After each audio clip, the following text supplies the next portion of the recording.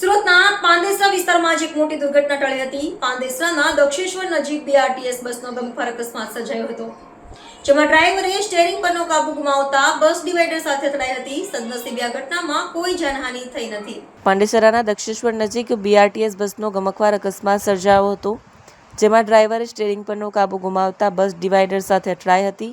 સદનસીબે આ ઘટનામાં કોઈ જાનહાનિ થઈ નથી. ડ્રાઈવરે સ્ટીયરિંગ પરથી કાબુ ગુમાવતા બસ કોરિડોરના ડિવાઈડર સાથે અથડાઈ.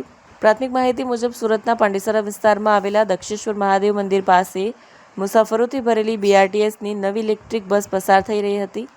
આ દરમિયાન બસના ડ્રાઈવરે સ્ટીયરિંગ પરથી કાબુ ગુમાવતા બસ બીઆરટીએસ કોરિડોરના ડિવાઈડર સાથે અથડાઈ હતી, જેના પગલે પોલને પણ નુકસાન પહોંચ્યું હતું. અકસ્માત સર્જાયો ત્યારે બસ મુસાફરોથી ભરેલી હતી.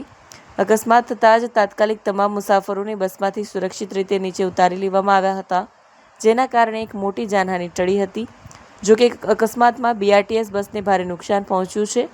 ઘટનાની જાણ થતાં જ પાંડેસરા પોલીસ ઘટનાસ્થળે પહોંચી હતી અને અકસ્માત કયા સંજોગોમાં થયો તે અંગે વધુ તપાસ હાથ ધરી છે.